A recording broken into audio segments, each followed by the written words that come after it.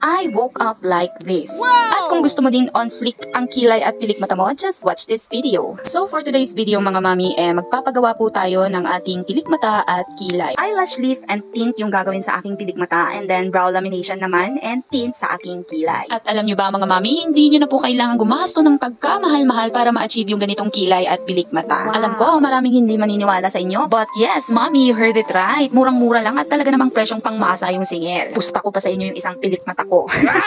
Sulit na sulit sa kanyang presyo, kitang-kita nyo naman yung gawa niya sa first part ng aking video. Hindi nyo po na itatanong, pangalawang paggawa ko na po to sa kanya. At alam nyo ba mga mami, hindi po siya masakit. All natural lang po kasi yung kanyang ginawa. Bali, in-enhance niya lang kumbaga. Kaya naman mga mami, yung result is natural look lang siya. And para sa akin, yun yung mas gusto ko. Yung eyelash lift mga mami, umaabot po siya ng at least 2 months. And yung kilay naman mga mami is at least 2 weeks lang or 3 weeks lang po siya. Ayan. Depende po yan ha, kung paano nyo po alagaan. O baka may magsasabi dyan, dapat nagpa-browdery ka na lang. Kasi nga po, ito po yung isang rason kung bakit ayaw ko pong magpa-browdery. Kasi yung pain tolerance ko po dito sa may face ko banda is super sensitive and talaga namang very low. So paano ba yan mga mami? Hanggang dito na lang po yung aking video. Thank you so much for watching. God bless everyone. Bye!